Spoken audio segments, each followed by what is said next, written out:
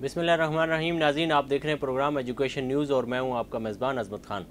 नाज़रीन, महंगाई किस कदर बढ़ गई है इसका अंदाज़ा आप इस बात से लगा सकते हैं कि जामिया कराची के डायरेक्टर फाइनेंस जो हैं, यानी कि जामिया कराची के अंदर वो शख्सियत जो अरबों रुपए का बजट सालाना यहाँ से वहाँ और वहाँ से यहाँ कर देते हैं, ये शख्स जो हैं इनकी तो अपनी एक दास्तान है जिस पे एक किताब नहीं तो किताबचा ज़रूर लिखा जा सकता है।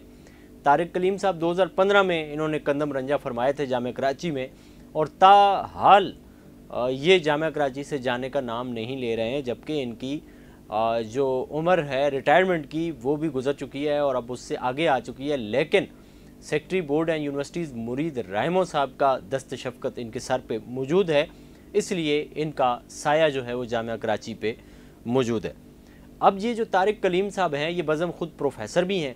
प्रोफेसर ऐसे कि इवनिंग में ये प्रोफेसर का अलाउंस प्रोफेसर की तनख्वाह ले रहे हैं इवनिंग में, जबकि ख़ुद असली और जेन्युइन जो प्रोफेसर हैं उनको इवनिंग के पैसे एक एक साल में नहीं मिलते। ये भी एक अलग कहानी है। अब ये जो तारिक कलीम साहब हैं, इस कदर महंगाई बढ़ गई है कि ये अपनी बच्चों की फ़ीसें अदा नहीं कर पा रहे।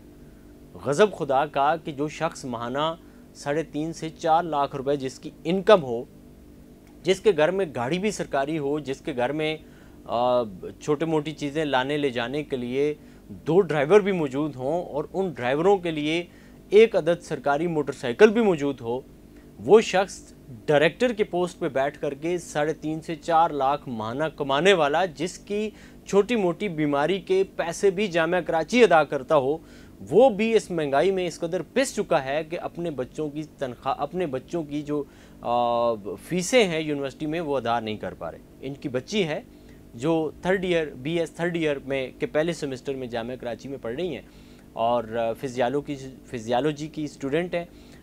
वो अपनी फ़ीस अदा नहीं कर पा रही थी और इन्होंने वहाँ पे दरख्वास्त दी कि मेरी फ़ीस जो है वो माफ़ की जाए या कम की जाए।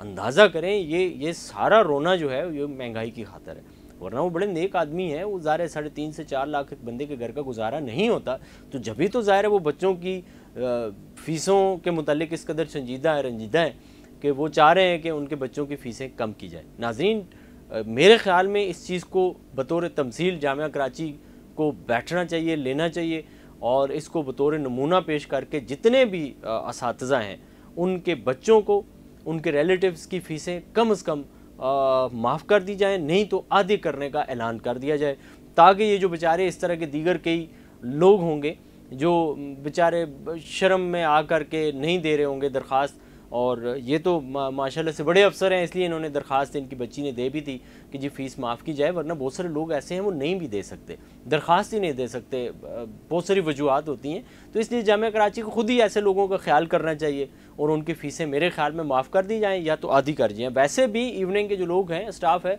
उसके बच्चों की फ़ीसें माफ़ होती हैं, लेकिन जो कॉन्ट्रैक्ट पे लोग होते हैं उनकी मैंने सुना है नहीं होती। लेकिन ये जामिया कराची का बड़ा ज़र्फ़ है, आला ज़र्फ़ी है कि जामिया कराची ने खुद इनको इतना मतलब स्पेस दिया कि ये आगे आकर के इस तरह से फ़ीस माफ़ी का ऐलान करवाएं या फ़ीस माफ़ी के लिए दरख्वास्त दे करके उस पर अमल दरामद कराएं।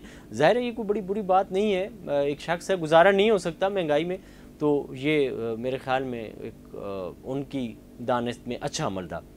नाज़रीन, आपका इस पर क्या पॉइंट ऑफ व्यू है, आप ज़रूर बताइएगा। महंगाई में आपकी सूरत हाल क्या है, आप इस हवाले से ज़रूर अपने तजर्बात से हमें आगाह कर सकते हैं। इसी के साथ अपने मेज़बान अज़मत ख़ान को दीजिए इजाज़त। अल्लाह ने के बाद।